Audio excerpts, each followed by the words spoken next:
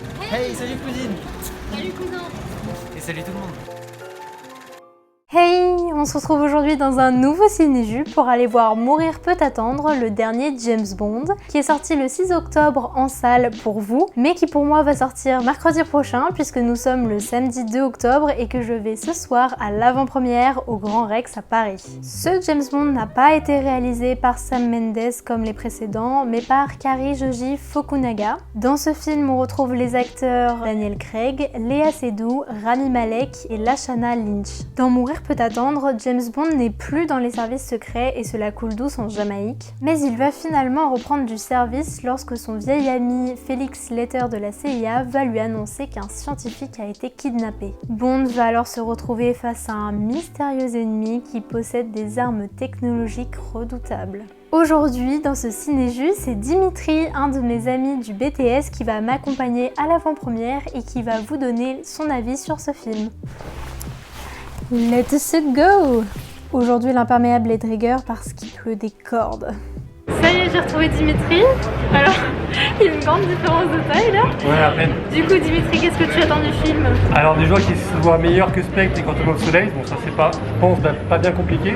Et non, une belle conclusion à Daniel Craig, un bel adieu, une belle transition, on verra. Bah moi aussi, du coup, j'attends de voir parce que c'est vrai que le précédent était un peu facile quoi. Du coup, on attend une bonne conclusion. C'est un euphémisme pour dire que c'était de la merde. Voilà, exactement. D'en avoir plein les yeux, puis là, à l'avant-première, c'est quand même vachement cool. Il y a pas mal de monde. On attend de voir. À tout à l'heure.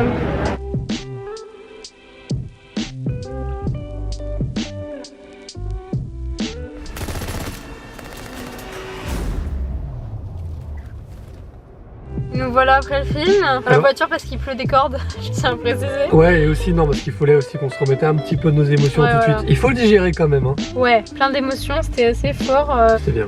Ouais. On se retrouve tout de suite pour la critique. À tout de suite. Et nous voilà pour la partie critique. Du coup, pour un premier mot, Dimitri. Surprenant. Et moi, je dirais bouleversant. Il est bien plus travaillé et profond que ce à quoi je m'attendais. Et il offre une sortie à Daniel Craig très très honorable, surtout après Spectre. Beaucoup de gens craignaient ce 5e film comme le film de trop. Et finalement, il rattrape très bien les wagons. C'est une belle fin pour cette saga avec Daniel Craig, du coup, puisque c'est le dernier. Très belle fin, très réussie. Et c'est sûr que la fin d'un chapitre, c'est bouleversant. C'est vrai que c'est la fin d'une ère, parce que l'ère Craig, elle a commencé en, ça fait quand même elle a longtemps, commencé en 2006. Et même s'il y a eu que 5 films, c'est 5 films qui ont été faits sur 15 ans. Et à 20 ans, moi j'en ai 25, mais on a tous vu nos premiers James Bond au cinéma sous l'ère Daniel Craig. Donc nous, dans notre vie, ça va être la première fois de notre vie qu'on va vivre un changement d'acteur. Ouais, c'est vrai. Un changement de James Bond. Pour ce qui est des acteurs et de leurs personnages, on a un Daniel Craig fidèle au poste, comme dans tous les autres. La petite touche que j'ai personnellement beaucoup aimée dans ce dernier James Bond du coup avec Daniel Craig, c'est vraiment les petites touches d'humour. Et en plus ça passe tellement bien parce que lui il est tout le temps hyper sérieux. En fait, il y a deux styles de comique que le film arrive très bien à gérer. T'as le comique de situation et t'as les punchlines. On précise évidemment qu'on l'a vu en Grand Rex, donc en version originale sous-titrée. Donc on sait pas ce que donne la VF sur certaines vannes. C'est le plus drôle des 5, vraiment. De très très loin, c'est le plus drôle des 5. Si on parle aussi de l'écriture globale du film, j'ai beaucoup plus apprécié le personnage de Madeleine, donc le personnage de Léa Seydoux qui était déjà là dans Spectre, sauf que dans Spectre, elle n'a pas beaucoup d'intérêt, et là, je l'ai trouvée parfaite. Et donc si tout le monde savait que Christophe Waltz revenait dans le film, c'est pas le méchant principal, donc c'est Rami Malek. Si vous avez vu Mr. Robot ou Bohemian Rhapsody, vous savez tous qui c'est. Quand vous avez vu Mr. Robot, vous avez vraiment l'impression de voir Elliot avec des brûlures sur la gueule. C'est vraiment littéralement le même personnage, les mêmes motivations, la même vision du monde. Voilà. J'ai pas vu, du coup moi je peux pas dire. Juste un méchant qui veut exterminer toute la planète, mais à part ça... Non, et aussi un grand personnage du film, c'est la nouvelle 007. On en faisait tout un truc comme quoi on croyait que elle allait vraiment le remplacer ou alors être à égalité avec lui, et en fait pas du tout quoi. Non, on sait juste qu'elle l'a remplacé dans la période pendant les 5 ans où il s'est un peu exilé à l'autre bout du monde là, mais sinon quand il revient, elle passe clairement au second plan, et même dans les actions dans le film, ça se voit qu'elle passe vraiment après quoi. Le personnage féminin du film principal, ça reste Madeleine. Et si vous avez vu aussi les trailers ou suivi un petit peu la campagne promotionnelle du film, vous savez qu'il y a aussi une autre femme campée par Ana de Armas, elle est géniale, son apparition est bien calculée, elle est hyper badass. Et elle a une alchimie avec Daniel Craig qui est vraiment très agréable, ça passe très bien. Ça passe vraiment super bien. Pour ce qui est de l'histoire et du scénario, c'est sûr que là on part sur un James Bond vraiment un petit peu différent des autres, dans le sens où donc il y a toute une relation amoureuse qui est quand même assez présente tout le long du film. Par rapport à Daniel Craig, on voit qu'il s'exprime un petit peu plus sur ses sentiments alors qu'il est quand même irréférablement de marbre dans tous les James Bond, mais c'est aussi le caractère de James Bond. On arrive plus à cerner un peu les sentiments qu'il a vis-à-vis des autres personnages, je trouve. Et en fait, il corrige parfaitement le tir après Spectre. C'est bien parce que là, du coup, sur les 5 films, on avait 2 chefs-d'œuvre. On avait Skyfall et Casino Royale. On avait un film très mauvais vraiment pour Quantum of Solace. Spectre, on crache beaucoup dessus, mais globalement, il était passable. J'ai pas passé un mauvais moment devant Spectre. Et bah là, maintenant, avec Mourir peut attendre, on peut dire que l'arc Craig, globalement, il était bien. C'est ça qui est important, comment un dernier film peut te sauver. Je vais vraiment le sauver entre guillemets, parce que voilà, il y a eu quand même deux excellents films. On retiendra vraiment cette fin. C'est un film qui a eu scénaristiquement des couilles énormes. Non, c'est vrai. Ils ont osé en fait. Ils ont tout osé dans ce dernier film. Ils ont mis le paquet sur des trucs auxquels on s'attendait vraiment pas. Et franchement, ça marche. Bon, après le film, il y a plein de petits défauts, mais ça c'est vraiment pour pointiller. Le gros défaut vraiment que je pourrais faire au film, il y a 2 ou 3 très gros ta gueule c'est magique. C'est pas ta gueule c'est magique, c'est ta gueule James Bond est immortel. C'est-à-dire que dans ce film, les méchants ne savent pas tirer. Il aurait pu se faire tuer 50 000 fois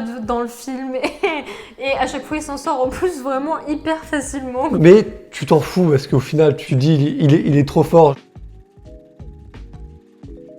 Donc ensuite on va parler de la réal. C'est assez surprenant de voir que ce film il a été confié à presque un inconnu vraiment dans le milieu quoi. Parce que ce réal, moi j'ai regardé un peu et franchement il n'a pas fait grand chose quoi. Comment il s'appelle déjà? Kari Joji Fukunaga. Et ce qui n'empêche que c'est quand même un voilà, bon réalisateur. C'est un très très très bon réal. Sam Mendes avait mis avec Skyfall la barre très très haute. Tu sens qu'il essaye vraiment de pas copier parce qu'il apporte sa part artistique, mais dans les plans par exemple, une scène d'infiltration d'un building et tu sais, t'as un petit retournement de cadre par exemple qui est vachement classe et là t'as des jeux de lumière, t'as des jeux de lumière très proches de Skyfall, mais c'est pas du copier-coller tout bête, ce qui aurait donné finalement un mauvais film sans identité. Ce que j'aime bien aussi dans ce film, c'est qu'il y a quelque chose moi qui me déplaît vraiment dans l'ère Craig de James Bond. Ça a toujours été quand j'étais plus petit que j'ai découvert James Bond avant Casino Royale, c'était vraiment les gadgets, c'était l'infiltration et ça me manquait dans Skyfall, dans Quantum of Solace, de voir qu'il y avait 0 gadget. Là il y en a très peu, mais les rares qu'il y a, donc qui sont avec Q, notamment la montre qui fait son grand retour, sont vachement bien utilisés.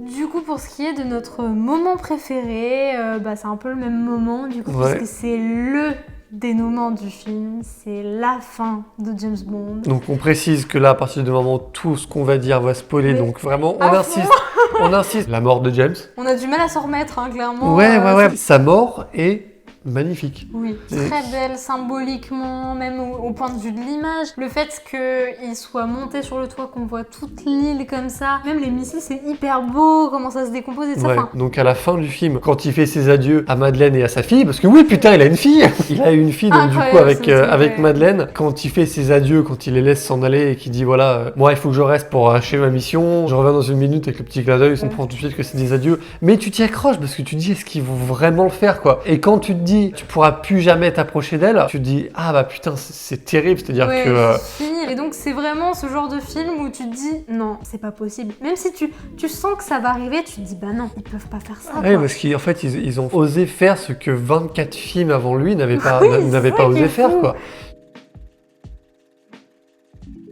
Du coup, pour ce qui est des notes, du coup Dimitri, quelle note tu mettrais à ce James Bond? Pour l'instant, ça part sur un 4 sur 5. Bah moi aussi. Ouais. Franchement, un 4 sur 5. Dimitri, c'est le moment de faire ta petite promo parce que Dimitri a aussi une chaîne YouTube. Oui, alors moi, ma chaîne YouTube, alors je précise, je peux faire 5 vidéos en 5 jours, ne pas poster pendant 3 mois. Vous pouvez me suivre quand même. Allez regarder si ça vous intéresse parce qu'il parle aussi de cinéma, donc voilà, écoutez, je vous laisse aller voir ça. Abonnez-vous à la chaîne de Jus évidemment si c'est pas déjà fait. Et n'hésitez pas à nous dire ce que vous avez pensé du film quand vous irez le voir, sans spoiler évidemment. Voilà. Sinon, je vous retrouve. Salut. Et j'ai le permis de tuer. Bon allez, salut.